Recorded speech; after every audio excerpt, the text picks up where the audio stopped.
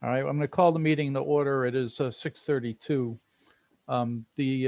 Just a reminder that we are still operating under the auspices of the governor's executive order. The meeting is recorded. If there's any, there may be members of the media present, which is fine. I think votes will be taken by roll call. Those are the only real impacts. We've been doing this for a while now, so I think everybody knows what's going on. So with that said, I'll note that there is currently a quorum present. I'm going to read off who I have right now. Myself, Greg Blassi, Heather Romansky, Stacy Gould, Greg Carabine, Jerry Martin, Christine DeStasio, Bill Hall, Joe DeLucia. Those are the ones I have present right now.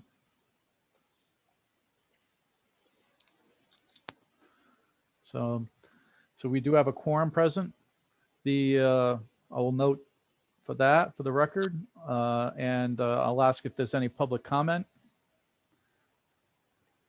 If you have public comment, I think it's star 9 to raise your hand if you're on a phone. If you have no public comment, you can just stay there. Second call, public comment, star 9. Third and last call, public comment. You said star 9 on your phone to be recognized. Hearing none, public comment is now closed. Okay, review of the scoring document. All right, so obviously I sent out the scoring document. I just sent you everyone an email that Peter Gauthier sent me with some comments, his comments on the scoring document. That probably as we go through this, I'd like to try to review this and make changes as quickly as possible. I don't want this to be a long meeting. And then talk about the execution of the document, how we're going to in writing it, a little training, and I'll let the people that help create it talk on that. On number one, I don't know if you have the email and can open the document that Peter sent out, and we'll use that as a basis to start. Even though he isn't here yet. I hope he hit the right piece. Anyway, I know I sent out extra thing. Hang on a second.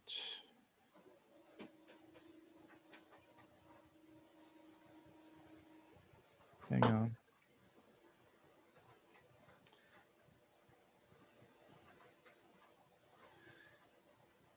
I think you took I think we have some people in the wrong room.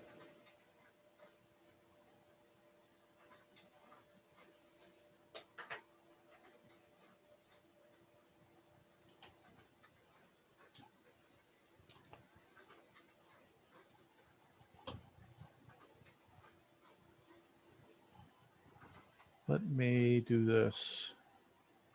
Can't really do this. I'm just trying to get somebody the link.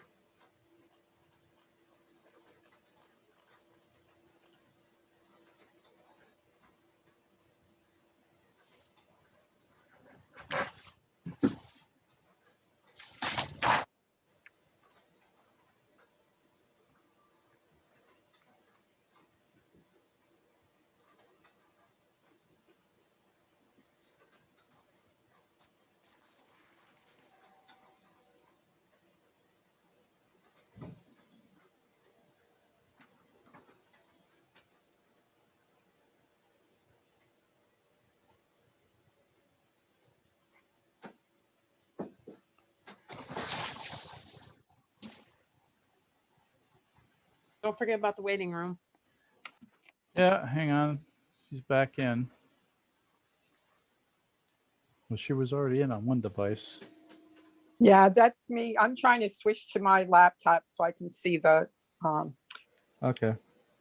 you know what I mean, the calibration thing, agenda, whatever. Well, I don't have that shared yet. Hang on. Let me share that? No, I Just- mean, I can look at it on my other Oh, device. okay. All right, good. All right, so I'm gonna open up the other document too. So I got that. Let's I don't have this handy.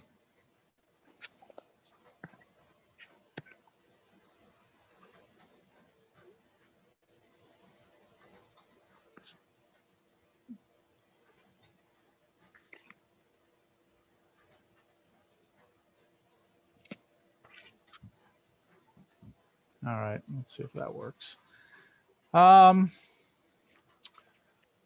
Okay. Oop, Christine, there you. Yep, I got You you. you were reverbing. Yes. I think because you were, yeah, because of the other machine. The turn the volume down on the other one, probably. Yeah, I am, Mark. I'm in the Okay. process of doing it. All right.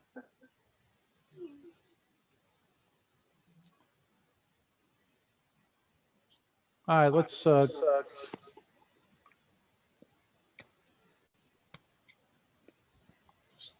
just trying to wait and see if it gets. Yeah, you need to turn the volume down, the speaker volume down on the other device because you're getting reverb. Or mute both devices, Christine.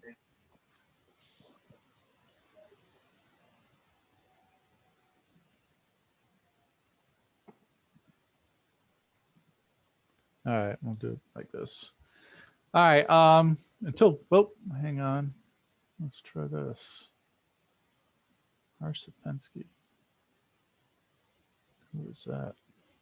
He's our business manager. Oh, okay. Oh, that's right. Yeah. There you go. It's the second day, so don't run him out. Yeah, no, I just spaced on the name. So who the heck is that? Well, he's got the link, so.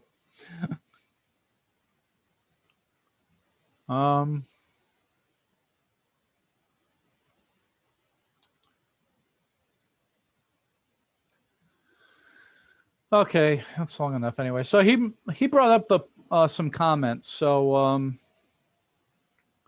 propose that we amend to more fully reflect the attributes specifically, and this is under criteria 1. Propose that we expand to specifically reflect new construction and renovation and establish a threshold for project scope to be considered.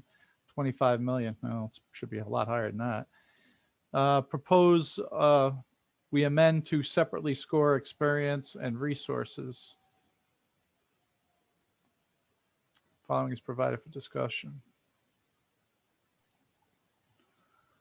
Not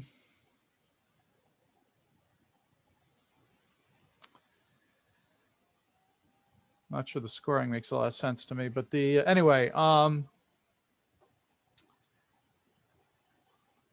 think we'd be in danger here of really getting it kind of a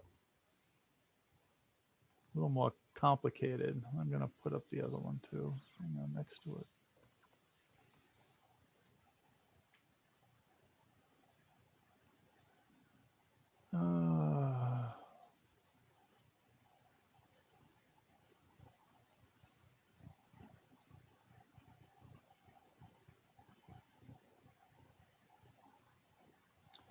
It's Kristen.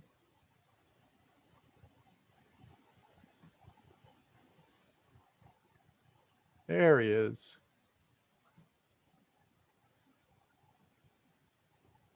We got Kristen and Peter.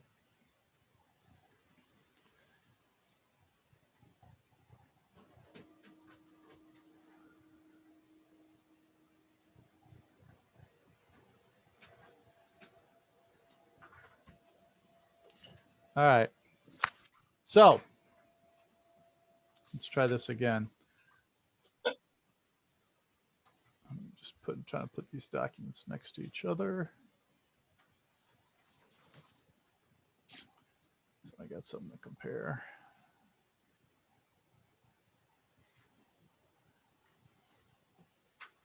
So, all right.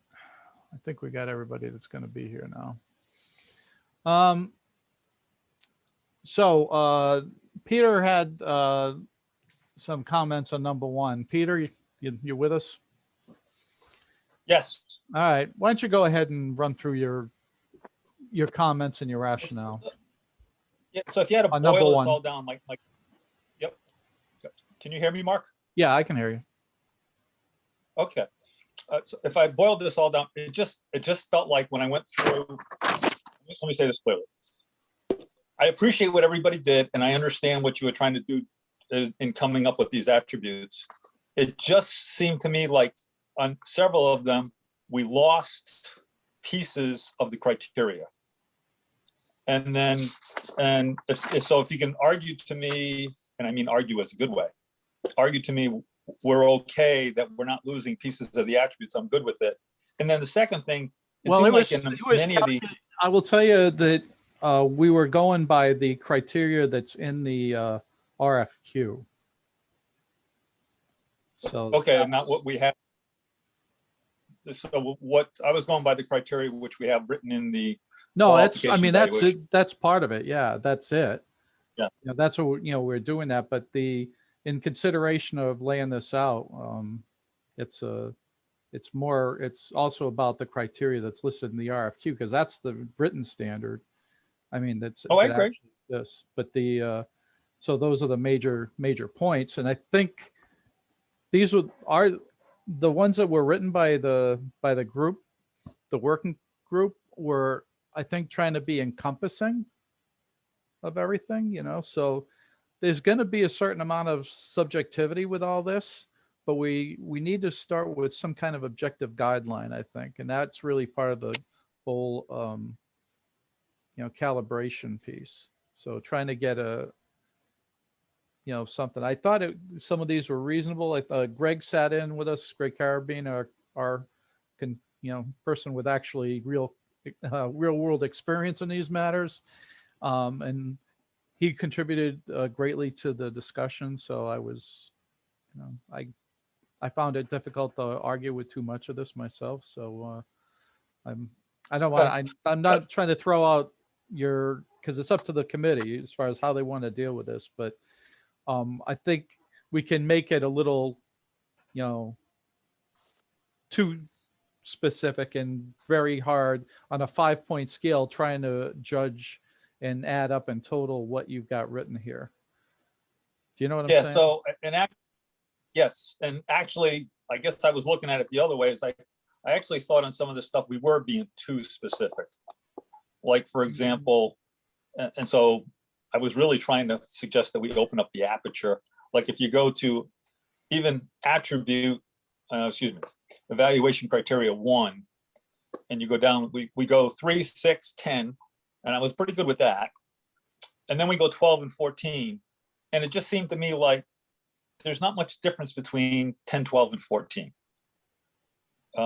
And so that's, Where it are just you? seemed to me like What we number were you want? training What number you want? on 1, criteria 1. Okay. And so I'm just saying that 3 and 6 and 10, it says, at least 3 projects, at least 6 projects, at least 10 projects. Okay, I can differentiate that. Did I not update something? This is the evaluation criteria that came from the committee. All right, hang on. Maybe I'm looking at an old version. Oh, that's what it is.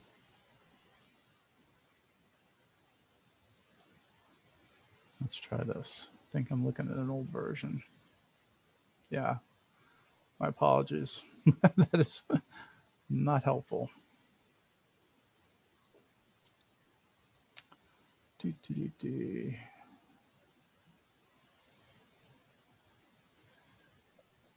Yeah, I'm sorry. Go ahead. So Mike, it seemed to me like we were constraining ourselves actually on the criteria, where 3, 6, and 10 seems like a pretty good broad number to use. But then the difference between 10, 12, and 14 seems insignificant to me, to go from getting 3 points versus 5 points.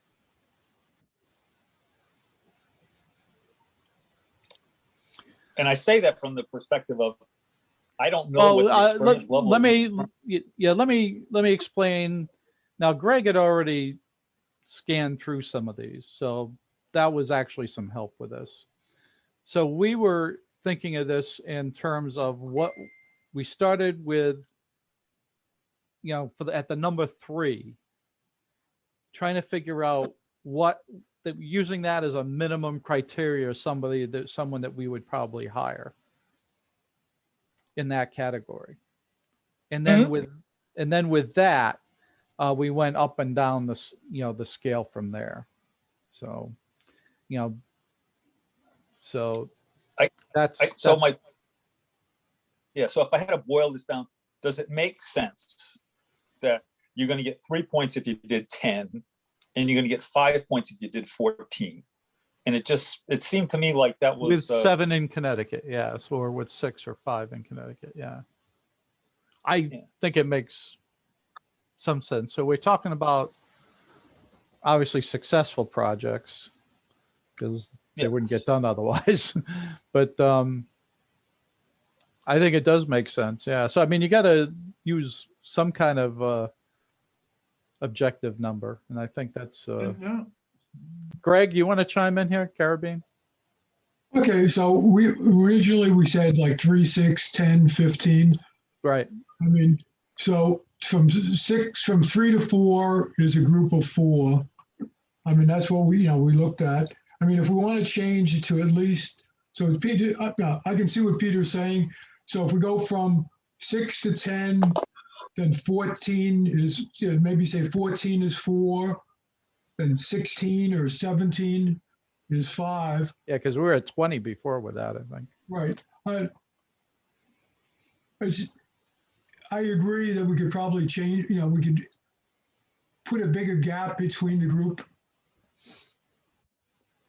Whether we go, okay, so if we say 3, originally we said to get 3, you need at least 10 projects. So for 4, we go maybe 14. Because if we're going in groups of 3, 6, 10, say 14, 17, it's not going to matter that much. Okay. And actually, Greg, that was my point. Is just that the difference between 10 and 14, and you're gonna score, and you're gonna give them rather a significant difference in value, right? You're gonna go from 3 to 5 points. Yeah, it makes sense to expand the range. I agree. All right, I just shared the document here. Yeah. So let me just put this up here. And believe me, I'm not hung up on any single numbers. It was just the range. Yeah, I mean, it was, for me, it's a shot in the dark. I really, I hadn't looked at anything. So, and this is I had no idea what would be an appropriate number, and I'm kind of relying on Greg on this one. So Okay. So I'm okay with what Peter has recommended, changing it at least 6, at least 10, at least 15. so say 10, 15, Yeah, I'm okay with that. and then what on 5 for the 5-pointer? 17? Well, no, what Peter is recommending is, it looks like, 18? he says 4 was 10, 5 was 15. Yeah. And 5 is 15. Yeah, I'm okay with that. And what do you want to do for 4? 4, Peter recommends 10. What's 3? 3 was 6. Oh, I don't know about that. 6. Here's the thing. We talked about that. We thought 10 for a minimum standard, really, for Right. passing standard. So I don't think we should be deviating from that on 3. Okay. Does that make sense? Okay. So, I mean, objectively, that would be the professional standard of experience that we would want to see Right. 10, at a 3 minimum. Right. And when we looked at this process, what we were figuring out was, what would we hire a company at? And we said if they had at Right. least 10, we would hire them. If they had more, they'd be rated higher. Yep. So the top end of the scale, if it's 15, then 4 would be somewhere in the middle there. But Well, I- four would be 10. What Peter's, no, well, I know that, but that's yeah, right. 3 is a passing grade. right, So we should be at 10 there. yes. I mean, Peter's, he didn't sit in on the meeting, obviously. So the group discussion, I should say. And that, that was the basis. I'll let Greg Balassi and Kristen Talley and Joe, if any of you three want to chime in, that was really the basis for what we were doing there. That's how we were working it. If any of you want to unmute and chime in. I'll go. Go ahead. So here's the thing. I object to changing any of these numbers at this point. I mean, the working group spent hours True. going over this and refining what the scores would be again, and we're making changes without even having explained to the entire committee how we came Correct. up with what we're presenting. So right now we shouldn't be changing anything before we even say this is how we got there. The second thing I want to say is also in Paul's document is a couple of the criteria, right, are split into now 75%, 25%, which Right. just adds a whole nother iteration to the process. That's got to go too, because again, this is not setting the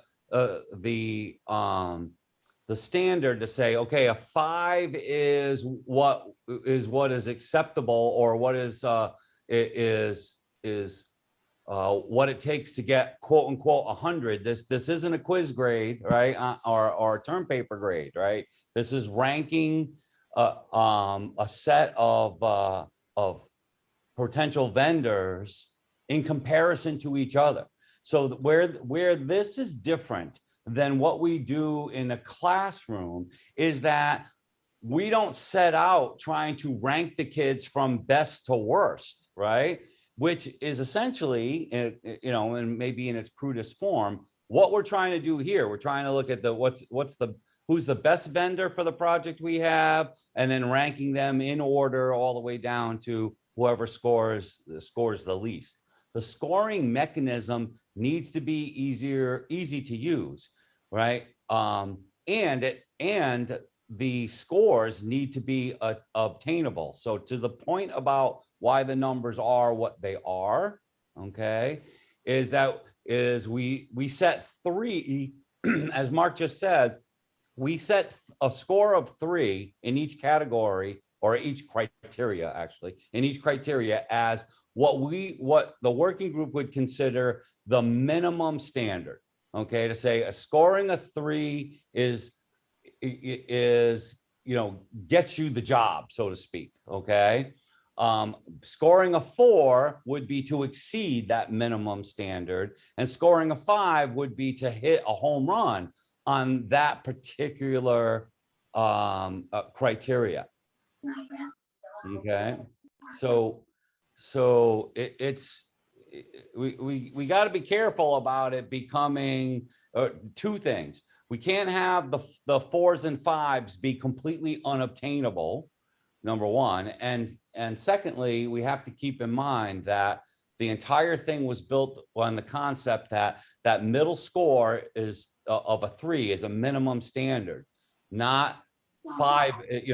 5 is the minimum standard, and every score below that is some percentage of the minimum standard, right? 3 is the minimum standard. If you score a 3 in a particular criteria, then you have met the standard for that criteria. If you scored a 4, even better. Scored a 5, great job. But if you only scored a 1, you really didn't hit you didn't do a really great job of demonstrating proficiency in that criteria.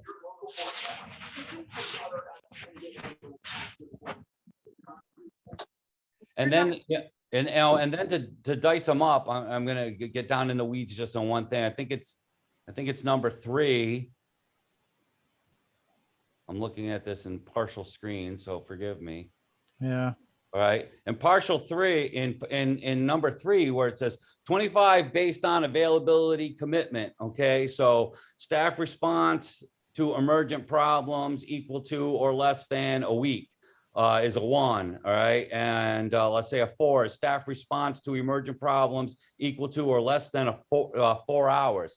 Where in the world are we going to get that data? How you know, it's like, I would say, oh, well, on your Loomis Chafee project, you only responded, you responded to emergent issues in more than 4 hours. Where in the world would we get that kind of data? It'd be impossible to score because, and as we discussed in the working group, the RFQs, right, the responses certainly don't say, oh, well, we weren't able to get back to this client for a week. I mean, they're just, so it's that the data is not there to score. So you can't design the scoring around data that you don't have.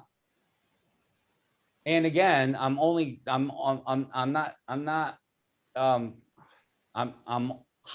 that. I don't want to say teeing off. I'm highlighting that because we spent a lot of time as a working group discussing what information would all of the committee members have in order to score with, and then built the scoring system around the information that would be in front of you. Yeah, I mean, that was where Greg came in. So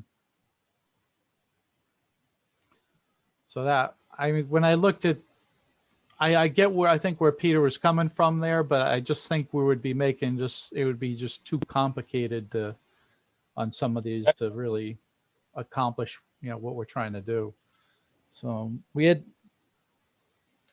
so obviously, the purpose is to rank them against each other. And I think what the working group did was come up with a reasonable way of doing that. Stacy, you have your hand up. Go ahead. All right, so I agree with Joe on a lot of things. And I think where Peter may be going, and I could be wrong because we haven't talked about this, but when we talk about at least so many projects, what are we considering a project? Because I've spent a lot of time looking at the responses to the RFQ, and some of these firms have created a master plan. That's what they were tasked to do. They had nothing to do with renovations. They didn't build any new schools. They created a master plan. They created a capital improvement plan, but they didn't do any physical work on building a school. So when we say at least 6 projects, are those projects, do we now have, because I sat and sort of said, okay, well, and it's funny that Joe brought up Loomis Chafee, because one of the respondents said, well, I did a renovation at the Johnson Middle School. I did an addition and a renovation for Project Learn in New London. But the Project Learn addition and renovation was nowhere in the scope or size of the new school that they built for the town of Oxford, or the brand new school that they are building in Brookfield. So I think where Peter's trying to go is that a lot of these respondents told us about all these projects they were doing. Some of them are in the, they redid a locker room for $100,000. So are we strictly looking at renovations and new schools, or additions and renovations to schools, and what is the scope of the project? Because they could have done a great job on a $100,000 project, but they failed on the $22 million project. And some of these places don't list 15 renovations. you know, one of them from, I think from Westerly, you know, has 11. So what if we got no one who lists 14? And if we're going to go with the project being a renovation or a large renovation or a brand new school, and we don't have anybody who did 14 projects in the last, you know, are we going back 10 years, 20 years, 30 years? Yeah, we Um, we actually talked about that requirement. So that was, originally in the draft, we had a 5-year, we were going back 5 years, but we thought that was probably too restrictive just because of the way things have changed, and we wanted to, put a element of, having people that have done the work recently. But to be honestly, not too many people have done work recently enough where it would really matter. So, they maybe did 1 or 2, projects in the last year or so or something like that. So that would really not be too applicable to be able to do that. So basically we left it open. So, so we were concerned, so I mean, so we're talking about total, like we're talking about school projects in number. I will say some of those on number 4, we talk about multi-school projects. So specifically, so that, we're not trying to duplicate that. So, we're looking for people with some experience in the multi-school section, but that's a lesser scored, a lesser weighted piece. The other one is number 1 is primarily where we want to do, people with a, that have the total experience working with schools. So, and that's what that's supposed to be about. And if anyone wants to correct me in the working group, be my guest. But that's basically where we're at, I think. So we had reviewed a lot of these, trying to figure it. And, basically this is where we landed, and we went up and down the scale on numbers. And we came here figuring this was the most, it fit in the range. So now you're talking about some, well, they got 11. Well, guess what? They're going to score pretty, they're going to score okay. That's someone we would hire. They would get a 3 at least. So, but again, this is, not necessarily a totally objective thing. So there's a certain amount of subjectivity that's still going to go into it. So, but you're comparing them to everyone else. If somebody's got 16 projects, then they should probably successful projects. They should probably score higher than the person with the 11. So, and that's where we're at here. So the only thing I will add to that is just to go back to Stacy's first question: what qualifies as a project? We have to remember what the gist of this RFQ was. Right. And the gist of the RFQ, and Bob Castronova can correct me if I'm wrong, or clarify what I'm about to say if I'm even going in the right direction. This RFQ was really about a master plan, right? It wasn't about designing all of the renovations that ultimately are going to happen or designing a new school, but it's essentially taking the school facilities committee's report and turning it into a plan. That's what we were asking firms to demonstrate their ability to do. Right. You're correct. Mark, can I just ask, to Stacy's point, maybe she's, and Stacy, I don't want to speak for you, but maybe it's in terms of the weight. So if number 1 is more generic and we're just looking at total number of projects, should that be weighted more heavily than number 4? Should they be flip-flopped? It is. I just waited. It is. If you look at those weights in that third column, number 1 is weighted the most heavily. Yeah. So number 1 is the other criteria. Basically 30% of the criteria. 2 and 3 are 20% each, and 4, 5, and 6 are each 10% essentially. So that's the weight. So experience being the most, important factor, but also we thought that the ability to get a project to and through referendum, at least initially, figuring the first referendum is probably going to be a new school, I would think, but who knows? I don't know what the plan's going to be. You know, none of us do at this point, but that's, you know, we just, I'm making assumptions here. And then again, not to monopolize the conversation, but Stacy also raised another point that should be highlighted. Okay. When she taught, I think it might've been your third question, Stacy, where you were talking about, well, what about if they did a great job, but it was only on a small project or only on a single school? Well, that's what criteria 4 is all about. Right. Okay. Is, you know, showing that the firm's ability or demonstration that they have done multi-school projects, and the more multi-school projects they've done, the higher they score on criteria number 4. Well, Joe, that's why I was thinking, like, why is number 4 not weighted the most heavily as compared to number 1? If we ultimately want to see a plan where someone has done a multi-school project and that's our end goal, I would think maybe number 4 should be weighted more heavily than number 1, which is more generic and broad. Yeah, I'm not right. I'm not debating that with you. We can certainly talk about that as a committee.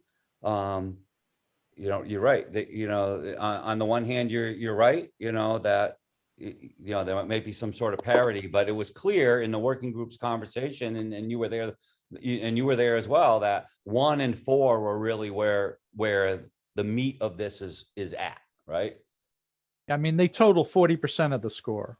So between the two of them. So if you want to think of it in terms of that, and then the ability, you know, the record of success, basically, you know, success versus failures. So, but those we scaled to the last 5 years. That one piece.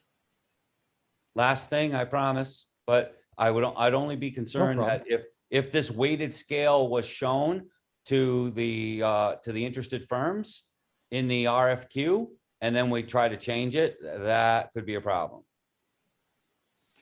If, you know. Yeah, we can't. Yeah, it'd be. Yeah, I think because I think that was published in the RFQ. I think, was it? Bob, are you still here? He was here. Must. Maybe not. Maybe he stepped out. Go ahead, Greg. Don't forget, this is just going to be used to who we interview. So To this, figure out who we interview. right, so this is not who we hire. Right. Basically, we was going to say, we want to interview the best qualified. Correct. All these firms could wind up being best qualified, and we'd have to interview them all. Yeah. So the degree of time we spend on this is important. The real thing is going to be the interviews and how we rate them there, because the interviews is going to determine the ranking of who we hire. We can Correct. refine questions for the interview based on who's finally in the running. Correct. I mean, that's something we're going to have to work on, actually. So when we schedule these. So I'm hoping to begin scheduling the interviews. Well, at least I'm going to figure out the scoring anyway. I'm hoping we can get that done for the next meeting. The scoring. That's the purpose of this meeting here, really, is to get us on the plane for that. So, all right. I mean, we start talking about, like, hang on, let me bring up the actual RFQ.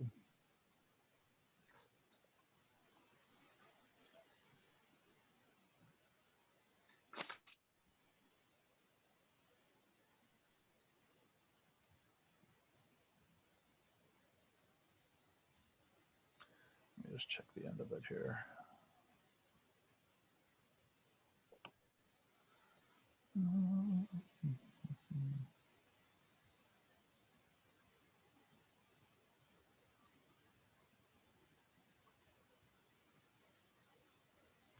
Yeah, we have the weight published in the selection criteria. So that really shouldn't change now.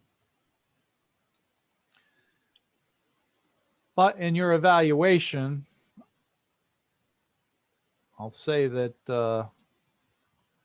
if you think something deserves more credit, I suppose you can consider that. But again, this isn't, if you think there's leeway in the criteria to do so. So, Yeah, be careful. with yeah, be that. careful what I'm saying. Yeah, I know. Well, be careful with that because is the reason why we calibrated it is so that we would all look at them in the same Right. way. Right? Yeah, but realistically, I don't think that ever happens because you can't, even in a document like this, you can't cover 100% of the thing. So the relationship. So the items that you're going to read. So somebody might read something and glean a different thing. Except the numbers going to be tough to lie about. But as far as that goes, they're pretty cut and dry. But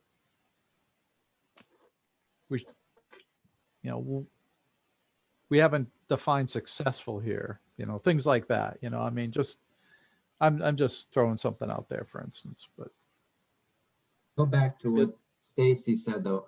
I think we should narrow down what is the definition of a project for that first criteria. all right. Seem to be circling the drain on that. And by resolving that, yes, there's going to be some subjectivity. But by narrowing it down, we can fully utilize this rubric to reduce that. by How about just being the more specific? How about defining it as a new school or renovators new project, since we're talking strictly in terms of that?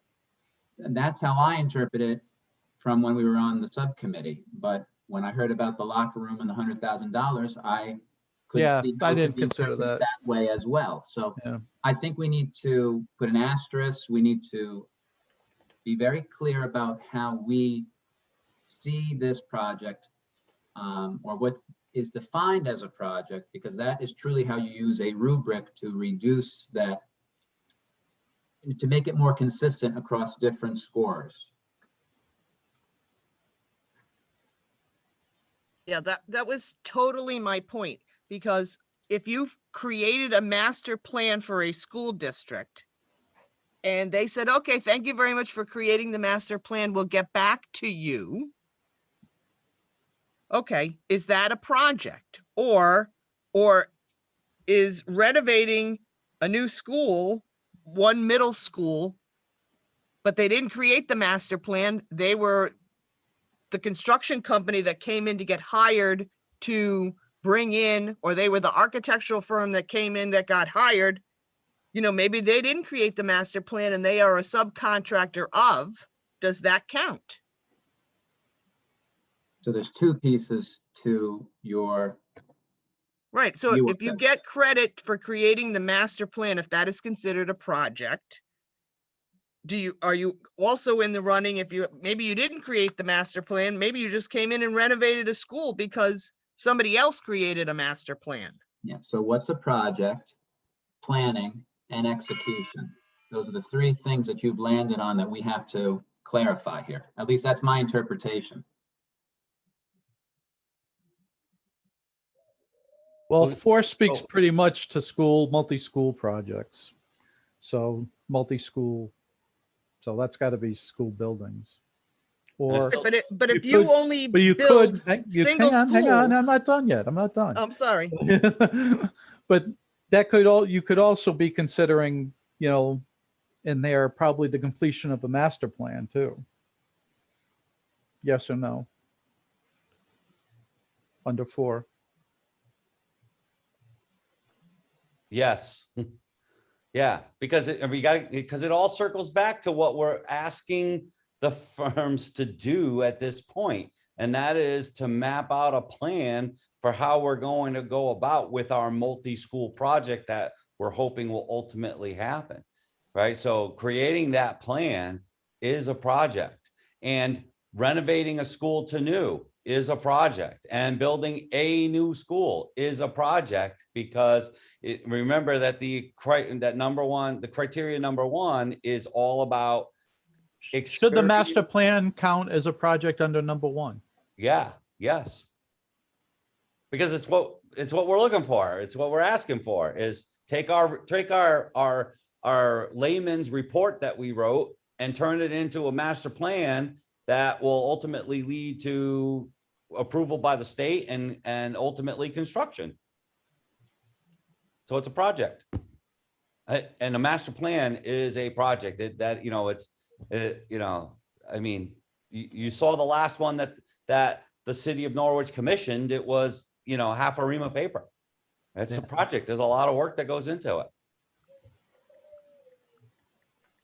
I'm just gonna put it in. But again, this was experience in public education. That's Right. what criteria one is all about, right? Experience in public education and the whole referendum process. And then also, the resources part. Do you have the resources in your firm to actually execute these projects? And by having done them, you're demonstrating that you've executed these projects. Right? What criteria one, why we put so much weight on it, if you go back to those conversations, why we put so much weight on number one was that we didn't want to hire a firm that has only built hospitals for the last 20 years. And now we're going to be their first foray into public education. We didn't want that. That's what, so that's what criteria one's all about. Mark, may I? Go ahead. This is Bill Hull. Yep. Having used rubrics in my educational career, I I would think think. the specificity of the rubric leads it to be not as useful as I think you want it to be. I think you have the rubric up on top where it says little evidence, some evidence, etc. You would have to define all of these words to make it clear and concise to do this. And we're having a hard time doing that. Having done other buildings before in another career, I think it's the rich conversations about what a successful project is as you score them, as you think about them, as you bring them to the committee. And the idea here is the rubric is really designed to cull those firms that you don't want to interview. It doesn't rank score them any other way. All you're trying to do is pick 3, 4, maybe 5 organizations that you want to score. But what does You want to interview, you mean? innovative approach mean on whatever that is, number 4 or 5, as you go down? The idea is to have score in your mind and bring it to the committee and be able to say, I want Joe Smith's architectural firm to do this, and be able to have a discussion to cull those other ways out. I think the specificity of this, like what's a successful referendum project and what does an architectural firm really have to do with a successful referendum? That's usually done by outside forces. So experience in the past, a referendum project. I mean, the person we're looking for here is someone that's put the master plan out there, and then we've gone to referendum with it. So that's what we're really looking for here. But that has very little to do with the firm. I mean, it's a good project. I've seen lots of projects go down in flames, even though they're fantastic projects. It really has to do with how much state funding, what taxpayers are going to want to pay, etc. Has nothing to do with the plan.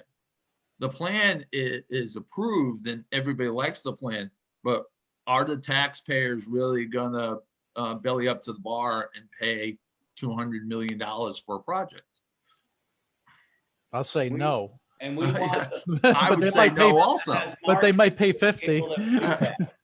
Well, and that's a idea of a political action committee after you get the project done and forming that political action committee. But we have to have a realistic assessment in our minds as far as, what we, have a chance of getting Totally agree. going.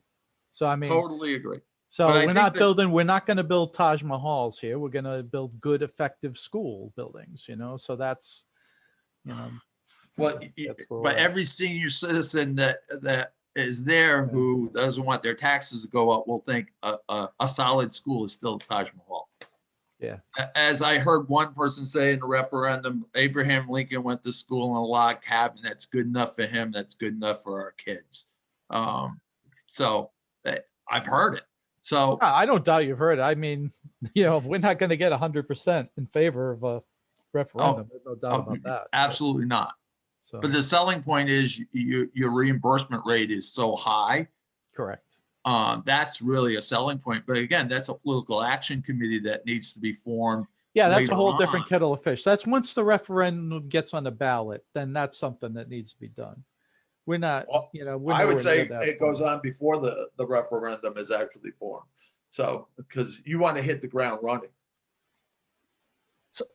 Yeah, it's not, So, Mark- I mean, it's not a bad thing. Yeah, it wouldn't be a bad thing. Peter, go ahead.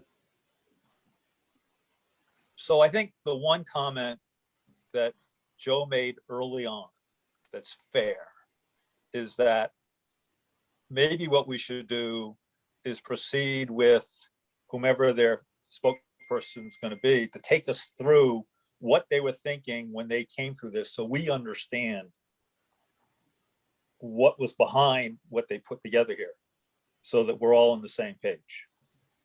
And I think Joe was right that probably going into anyone's comments, in this case, mostly mine, I guess, and Stacy's comment, is that we should hear what they have to say first, and we should go do that, so we understand where they came from. Yeah, well, that's where I was trying to get. I'm just trying to get to that point where, where I can turn this over and go through the, how we're, what the idea of this document is as far as actually scoring goes. So if that's, if it's all right with everybody, I think we move to that point right here. And then we can, I think after we're done, we can talk about if there's something we want to, make a change in and do that and deal with that issue. So who wants to lead? One of the four. Joe? You there? You're muted and video's off, so I don't know.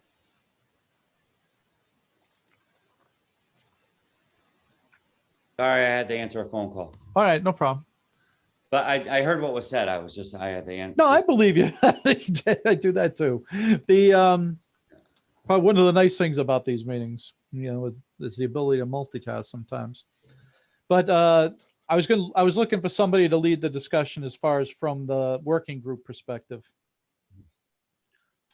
Well, as so far as I- going through the numbers and going through the criteria items and Well- what the intent is in scoring, how we're going to score the proposals.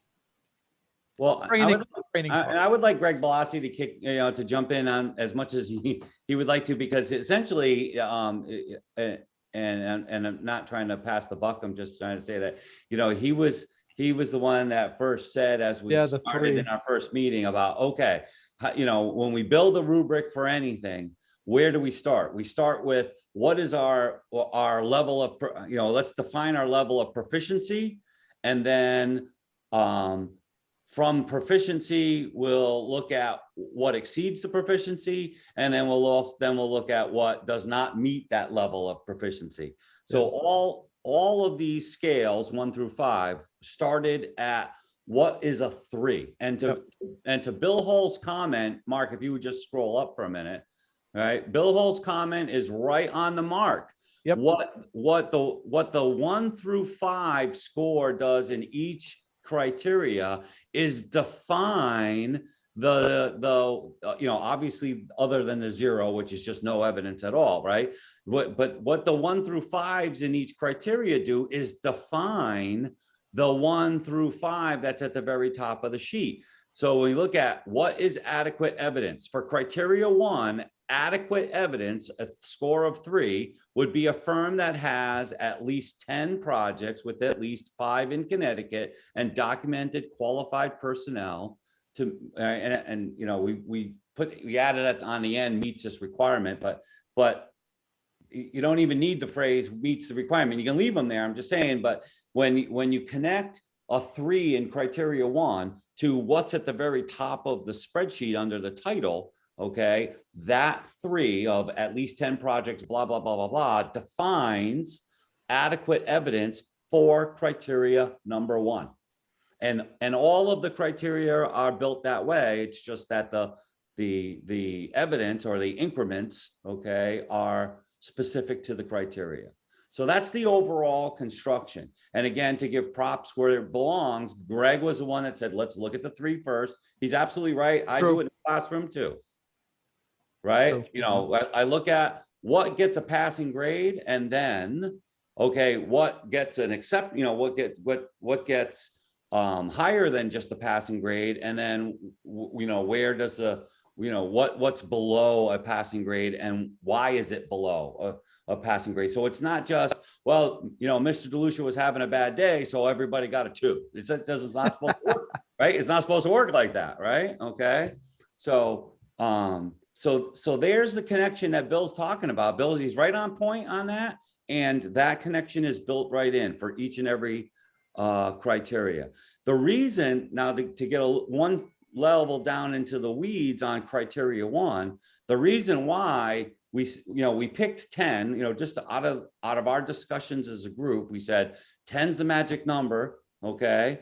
So we said, all right, well, so it drops by 4 to 4 projects down to a 2, and then drops by 3 projects down to a 1. But we didn't even look at that. Really, that wasn't really the next thing in the batting order. We said, okay, how does a firm score a 3? Then how does a firm score a 4? Then how does a firm score a 5? And then we focused on, well, what would be less than meeting our criteria? So the batting order was, And we actually adjusted that. I mean, because Yes, our we first Yeah. shot at it was a bit higher on 5, Right. so, and we did reduce that number considerably. So Right. I think we're Exactly. at 20. And So to condense that very lengthy conversation down into just one sentence, it was because we wanted the 4s and 5s to be achievable, but not everybody gets a trophy kind of thing. Okay, it was like it needed to be a stretch to get a 5, but it needed to be attainable. Right. And- Intentionally, the firms with the most experience, Yeah. we're going to score well here. So, I mean, that's a fact. Right, So- especially with it being the highest weighted category. It was Correct. it was the one we really spent the most time on. Okay. So that is, to Pete's comment, that's the mindset and the process that we use to build the scoring for each one of these criteria. And then the conversations became more specific as we looked at the individual criteria, because we wanted the scoring to make sense for each criteria.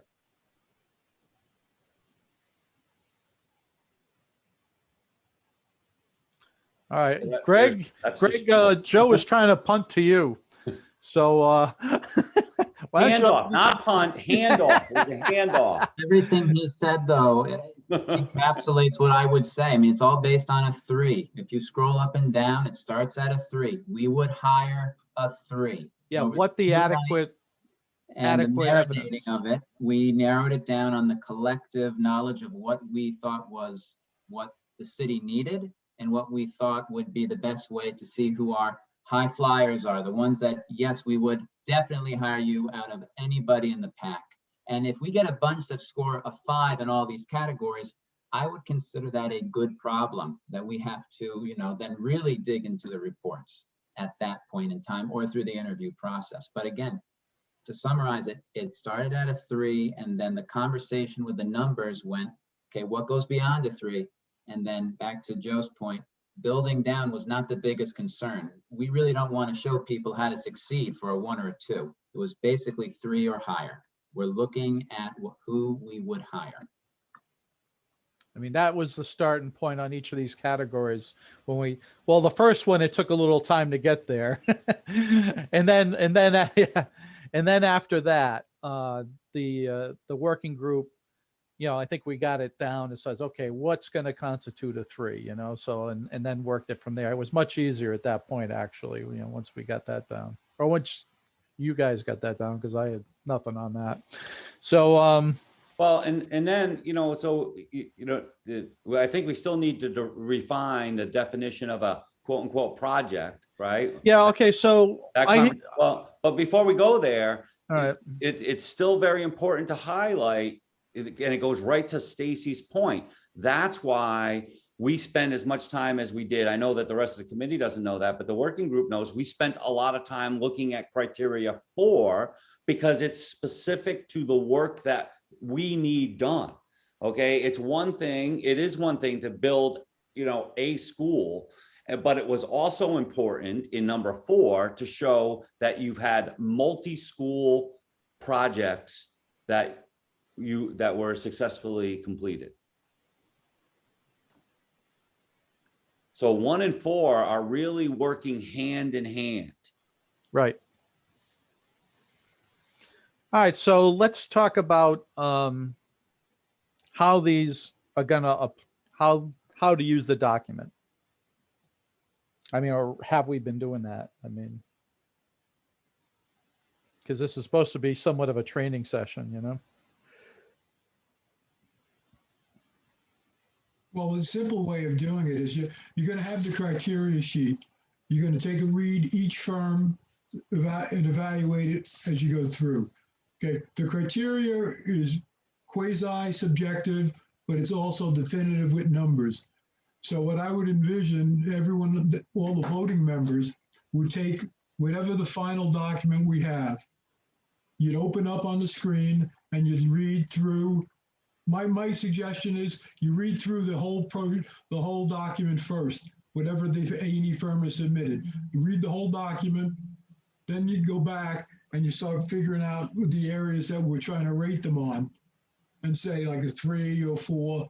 And this is where Bob had mentioned about keeping notes. And in the past, if we rated a firm a 3 or 4, and you had to specifically say they've met 10 projects. So that was defined how you did it. Because Bob, when we had the last conversation, said you need to keep all records. Yeah. So I was gonna say that each of these is going to be in writing. So you're going to print out the scoring sheet, not those stuff in the right hand that I have on the column K here. You don't need that stuff. It's just the scoring sheet that we initially did right here. And then you're going to fill this stuff out. So if you rate somebody a 5, multiplied by 3, and they would get 15 in the total, and then all that carries down the bottom. So maximum score is 50. So, and we'll be rating them from at that point on the total score. But so that's how that aspect works. So everybody's going to have to fill these out. They got to be in writing. You're going to put your name on them, and they're going to be accessible to the public and the people that are doing, that are bidding on the project. Well, they're not bidding yet, so it's not quite the way we're putting it, but they're that are going to be that submitted a proposal. So, so this is a public record we're talking about creating here. So just like this meeting is. So, and obviously then be subject to review. There's been some litigation in the past on these things, but that's not the most frequent thing. So, but part of the reason, we're doing this exercise is probably to avoid anything like that. So I think this is, when it was brought up to me, I said, if we can come up with some kind of objective criteria, then it certainly makes it a lot less likely that, we're going to wind up with issues down the road. So certainly seemed like a good idea. Can I ask two Go ahead, Greg. questions? Go ahead, Kristen. Kristen, then I'll get Greg. So we must print this. We cannot create this electronically and fill it out electronically. We have to handwrite for each firm. Well, no, you could print it out. I mean, you could fill it out electronically if you want, but Okay. you're going to have to print it out afterwards. And then It needs to be a paper record. everyone must take notes, as someone else had said. So if we're saying like, I rated this firm X on number 1, I need to make notes saying where in the proposal the number was that I found. I'm gonna say that if you write notes, that you should keep them and even submit them. Okay. So, because in case that comes up, if you don't take notes, then here's the thing with these things. If you take notes, then they're discoverable. And if you don't take notes, then they're not. And I don't want to discourage anybody from taking notes, because taking notes is the way to go, Okay. with these things. But you're not obligated to create records, for these things. But if you do create a record, you should keep it. And by all, I would ask that you submit it with your score sheet. So Thank you. that would be the best thing to do.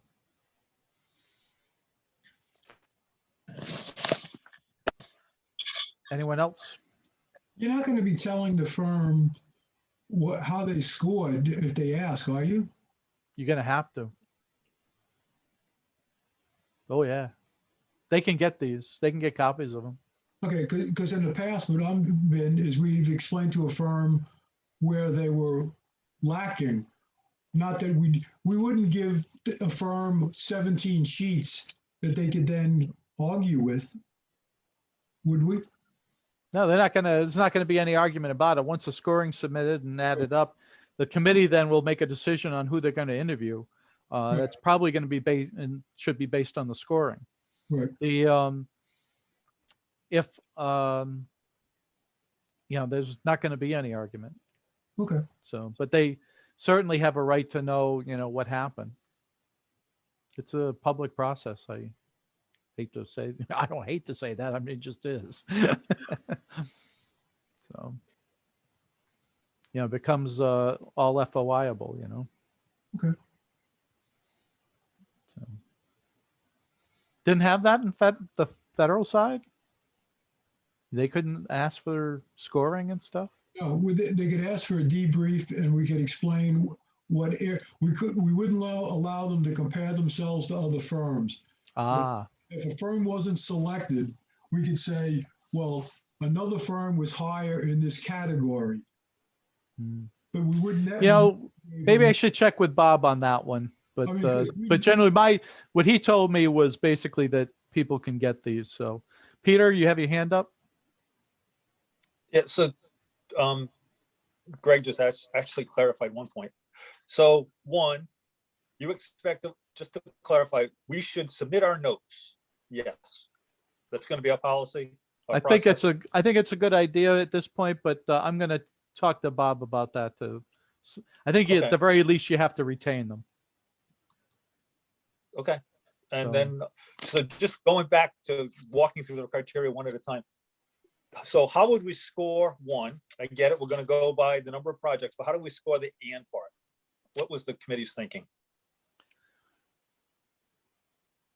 If they submit in their proposal that they have qualified, they're usually going to submit, people have this amount of experience and resumes and, or CVs or whatever, and that kind of information. And if you think that if they submit documentation indicating that they have qualified personnel, then, that's going to meet the requirement. If they haven't provided that, then obviously it doesn't. So if you're just talking about one. So that applies to all the items in one. I mean, it's a mandatory requirement for any score in that category. That's the way it's laid out. The here. essence of my I guess more the essence of my question is, I'll try and make up an example. I'm a firm, I submitted my proposal. I've had 10 projects. So I meet the proficiency standard we've set of, that's our minimum score. How do I treat the documented qualified personnel meets this requirement? Do I add a points? Do I subtract points? What are we doing? Well, if they, I would expect anyone that submits something, is going to meet that requirement, to be honest with you. Greg? They- You want to- Good. Okay, the firms that have done it have provided a detailed description of everyone that would be working on the project. They've said how long they've been working for the firm, how many years of experience working on school projects. They said who's going to be the principal in charge. So if they didn't do that, it wouldn't make sense to submit an application. Correct. But it's necessary for us to indicate that it's part of the criteria, I think, that's all. Okay. Because we have it listed as, as part of the criteria. So that's kind of, it's, I would call it as part of the template for one of these proposals. From as far as a firm's concerned, they probably got all these written out and they edit them when they have personnel changes, so that's how that stuff usually works. I guess, Mark, and just to be specific, I'm really just trying to ask, am I taking away points or if they getting don't points? have that, Peter, if they don't have that information on there, they do not meet any of the criteria to me. Okay. Because first and foremost, they have to have qualified personnel.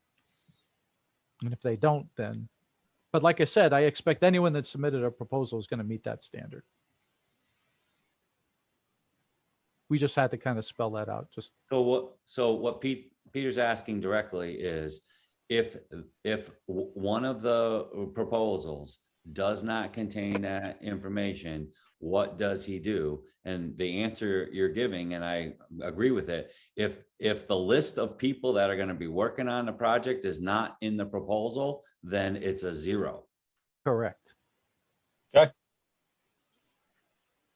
And the word "and" indicates, if I remember my math correctly, Joe, indicates that both sides are required. Never mind contract law and stuff like that. But so, all right. Any other questions with that? So, I mean, I think most of the other stuff, let's see what's particularly. So I thought 3 was a little trickier. I wasn't sure what we'd get in the proposals, but evidence of timeliness. So we'll see. Again, demonstrated understanding of the work. We put a criteria that, meaning a multi-school project for that. So that would demonstrate that. And that's pretty much straightforward. Now 5 is where we fell back to the, so we talk about evidence of special or innovative approach the firm will use, assess the relevancy of any innovation in completing the scope of services. Now, so we fell back on the criteria at the top of the ratings thing. So because this was kind of tough to assess, you can say 1, 2, 3, but it could be they have a major innovation that works very well across the board, whatever. So you want to give that consideration, things like that. So basically, so we put in think about recent. So this makes this category a little more subjective, where you're going to use your own judgment if they're showing this kind of evidence. Think about recent concerns in education, security, tactile learning, and widespread health issues, which is something obviously it's kind of important these days and may be important in the future. So those were the points we wanted of special concern that we wanted the committee to consider as a whole. And this was the one where each of us can be a little bit more subjective, as Correct. you said, And all of the firms saw that we were asking for this. So their proposal should include, when you read through them, they should include the innovative stuff that they like to brag about. So, Correct. you know, it's not like you're gonna have to go digging for it on the internet. You know, that they knew to include these in kind of things in here. So when you read through what they, you know, what they're touting, all right, and then you're going to score it as best you see fit without having, you know, a specific, you know, benchmarks to have to hit. This one can, and for that reason, this is the one that is more subjective, where, you know, I Right, might and I think will- something is totally cool and innovative, and somebody might say, it's a 3, you know, so. Right.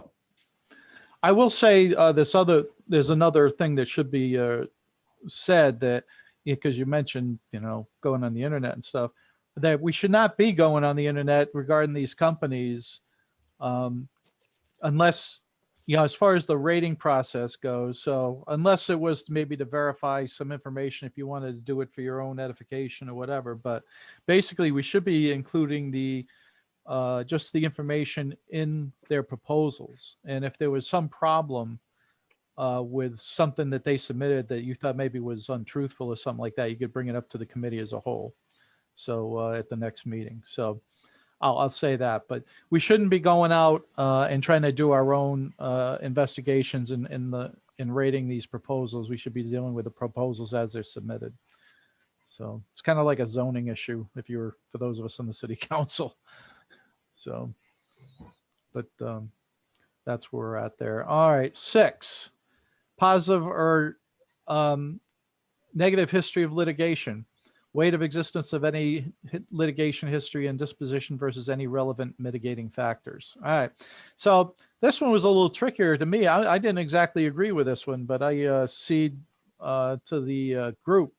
I wanted a more absolute scale personally about with a history of, you know, like considering negative litigation at a, but when we went back, when we talk about calibration, you know, we go back to that 3, what constitutes a 3 again, you know? So, and that's where, you know, we get, so then the discussion turned to the ability to resolve conflicts, you know, and which is a valid point, because let's face it, in these situations and these things, there's always going to be some differences of opinion, some conflicts. You could have change orders or whatever as we go along, although this kind of project, I'm not you know, we talk about a master creation of a master plan. I'm not sure how much you'd have in change orders for something like that. But anyway, so we talked. So they just we started with the concept of 3 being no history of litigation. So if you have no history of litigation, then that would be a passing grade. And then 4 and 5. Add the ability to demonstrate, I'm going to say demonstrated ability to resolve a majority of conflicts, and, you know, nearly all conflicts with 5. I will say that litigation's a little tricky because you can get sued, anyone can sue you.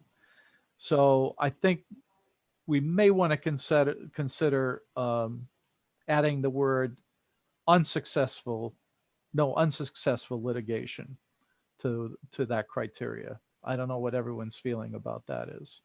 Well, where would we get that information? Well, they're supposed to supply, it's asked for in the RFQ. So, you know, some of that information should be in there. That could be one of the things that you could Google, but I don't know what everyone thinks about that, because I didn't want to. Do you understand what I'm saying, Joe? I do understand it, but and I know you remember it because you actually just like alluded to it. The gist of this in the working group was, are the firms able to resolve conflict as a project progresses? There's always going to be differences of opinions as more and more people get involved in a project, and especially between, you know, client and firm, right? So, you know, we wanted to put the emphasis on the ability to successfully resolve conflict. And it really was not about ending, whether or not I ended up in court or won and lost in court. It was really, can you resolve conflict? And personally, I put a premium on a firm that can resolve conflict before it ends up in court. That's more valuable to me than how many times you went to court and won.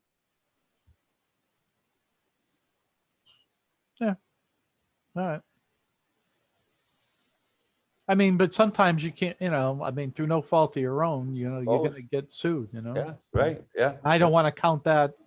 I was trying not to count. And if they're unsuccessful, the people are unsuccessful in suing the party, then I wouldn't want to count that against them. That's my only point. So, which they say no successful well, I should say, you know what I mean? Yes. So If- I'll leave it the way it is. So, I don't know, unless somebody's got another way of looking at it. yeah, Peter's got his hand up. go ahead, Peter. I actually wrestled with this one from the aspect I liked actually how 5 was done, and I thought it would fit very well with 6 doing it similarly. But I actually think 6 is okay. But why keep? I think what if we just struck the in for 1 point and 2 points if you struck the 2 and the 1, and that would be that would open up the aperture. I will think tell you. Yeah, I will tell you. I look at some like 5 and 6 as kind of tiebreakers. No, I understand that. I'm just suggesting that under 6, if you Yep. come over 0, no evidence, 1, unable to successfully resolve, and 2, unable to successfully resolve. If you just struck the 2 and the 1, it leaves it open to your point, or Joe's point, quite frankly, over it. Litigation can come up, God knows why, with a lot of conflicts with just some strong-headed people. But if you delete the 1 and the 2, you're not constrained. You could have your firm that's got 14 projects. Well, what constitutes a who's 1 or a had- 2 then? Something has to constitute a 1 or 2 in a 5-point scale. I think if you delete the numbers 1 and 2, the words as they're written are pretty good. You mean? All right. So I would read for 1 point, it would read unable to successfully resolve or One more conflict. or I misunderstood what you were saying. Okay. or conflicts without. Yeah, I wasn't. We've got too many 1s and 2s and 6s. Yeah, I was thinking you wanted to strike the 1 and 2. I'm going no. No, So you say just unable to suggesting we strike- successfully resolve conflict without litigation. yes. So what Does would be and a I think 1? that answers your point. Yeah. So what would be a 1? I guess I'd rely on what Joe said earlier. All I'm trying to do is stack the submittals, and based on what's written in the submittals, I would have some judgment over whether it's a 1, 2, 3, 4, 5.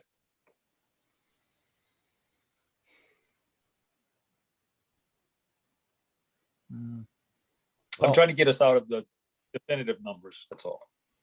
Yeah. Again, the whole idea of calibration is to get to some place where more often than not, we have an objective, piece to go by. And I think that's kind of where we're at here. Well, there might be some middle ground there, but I mean, no, absolutely. But right. I'm just, I don't know what the difference between a 1 and a 2 would be, for instance. I'm not sure. Stacy, hang on. Let Stacy's got something. I'm just to going to say there. say, thank you. I was just going to say, Stacy probably has, a direct example on this. Go ahead, Stace. All right, so I've read through all of them, and I'm going to tell you right now, let's not get into the minutia on the 0s, the 1 or the 2, because they've all basically said, listen, I've had no litigation in the last X amount of years, or I have one pending case right now, or I have one case that I had to resolve. So Right. Yeah. Mm. I So- don't want us to be stuck here talking about what's no evidence. Yeah. Right. Yeah. Having read through them, there's a little blurb on a one-page sheet that tells you, I have one pending case, I resolved one case. Right. So As I said, I think the middle ground is for a 1 and a 2 in criteria 6, you just make them both NA, and it's either a 0 or it's a 3 or 4 or 5. Then, and to Pete's point, right, just to say, okay, so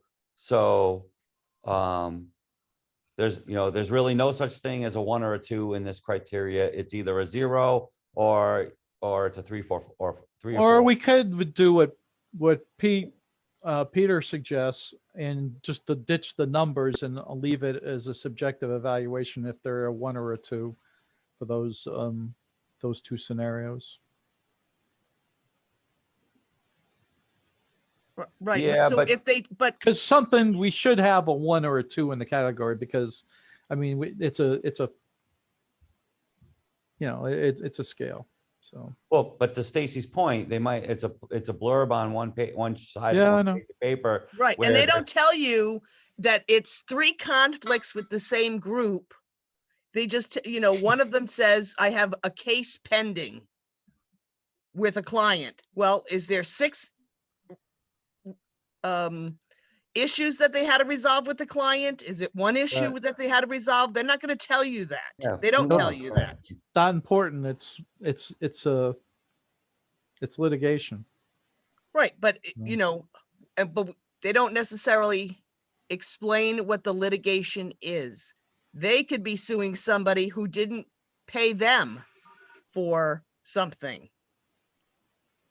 So I just don't want us to get caught up in the weeds on number 6. Because they tell you very little. There's no history of the litigation or what the pending case is. And just because the case is pending doesn't necessarily mean that they're not going to be able to solve it through mediation.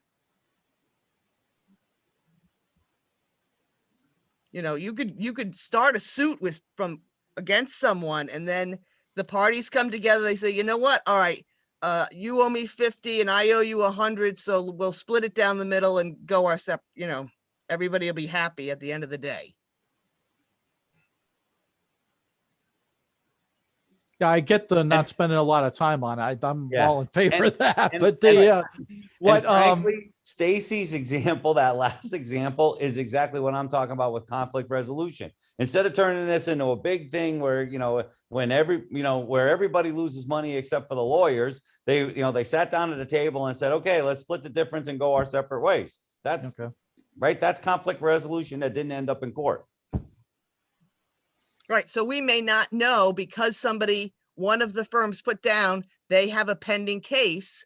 We don't know how that is going to end up.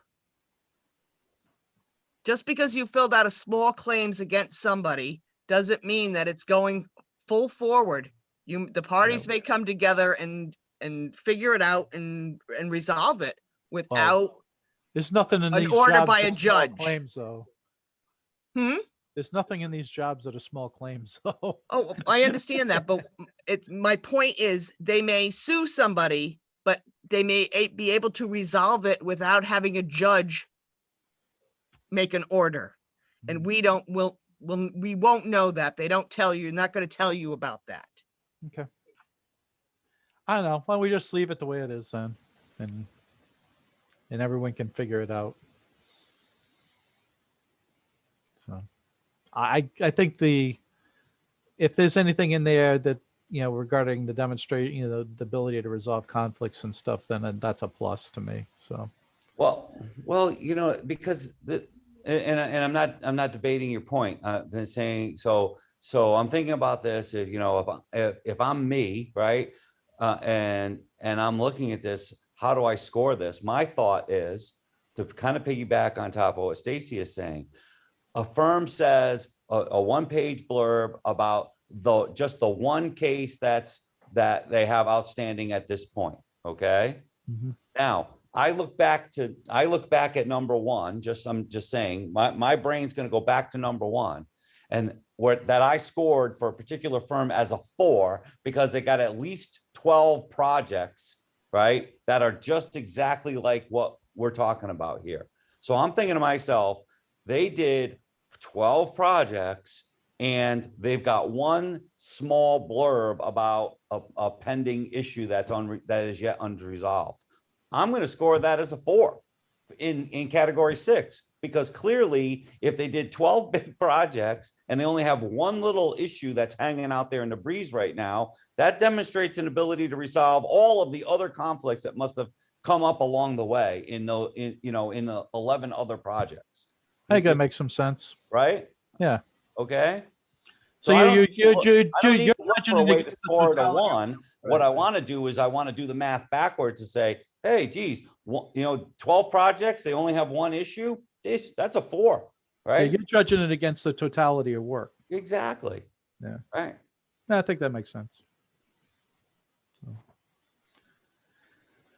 All right, then. Anything else? I don't think so. So, I'm going to turn everybody loose to, I think as a whole, we should get to work and taking a look at these things and scoring them. So have all your sheets ready. If you get them done, go ahead and send them to me. Go ahead and scan and send them to me. All right, you can hang on to the originals for now. We'll forward the originals to the city afterwards. But go ahead, Heather. So Mark, if we do them electronically, we could save them as PDFs and just. Absolutely, and then just send them along and then print them out afterwards and we'll give them to Bob. All right. If you make any notes, please save them. I'll get back to you on any requirements there. Okay. Okay. And then ultimately, are these going to end up in some sort of master spreadsheet where Yes. everybody scores and then it ranks all? That's what I'm going to lay it out as. Exactly. Okay. That agreeable with everyone? Yes. All right. So what it is when we meet again, assuming everybody gets the stuff done, and it's a fair amount of work to be done in the next, I think when we got a few weeks before the next meeting, I believe, right? Am I wrong? Gotta look at my damn calendar.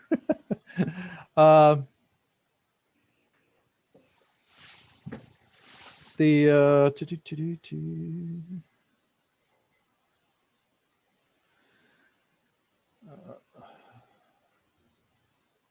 20th. 20th, right? So we got 3 weeks. So I hope that's enough time for everybody to get their scoring done. Some of you have already looked at these. It'll be a lot easier. Go ahead, Peter. So do we need, for a goal to get these in, do we need someone to collate them before the next, preferably to collate them before the next meeting? So like, do you That's- want them in by the 17th or the 15th or? I'm gonna With do them. desire. I'm gonna do them as I get them. But like I said, I'm gonna put them on a spreadsheet. I'll probably design that tonight, and it'll just be a matter of putting in the numbers. So if once we get that, then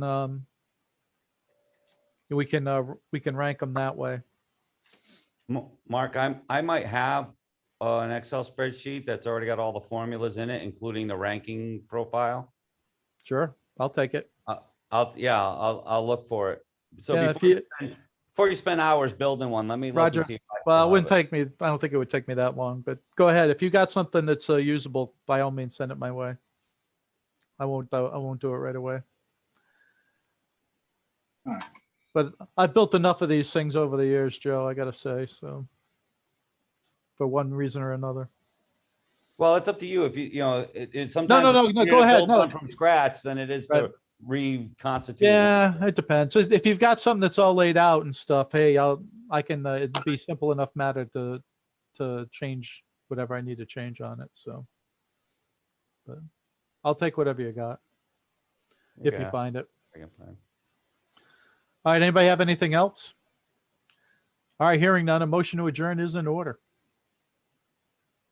Stacy Gould, motion to adjourn. Heather Romansky, second. Good. So we'll do a roll call vote. I'm going to just read it off the screen here. Peter Gauthier, Yes. Bill Hall, Yes. Jerry Martin, Yes. Stacy Gould, Yes. Kristen Talley, Yes. Heather Romansky, Yes. Christine DeStazio, Yes. Joseph DeLucia, Yes. Greg Carabine, Yes. Greg Balassi, Yes. myself is a yes. We stand adjourned at 8:07. And Catherine, not Kristen, Catherine Rose, will note, I guess, we took no votes during the meeting. It was all discussion. So I think we're in pretty good shape there. So, Okay, thanks. all right. So have a good night, everybody, and take care. I'll be night. waiting. I'll be waiting eagerly for your sheets.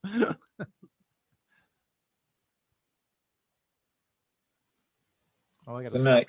gotta stop sharing before I can clear this meeting out.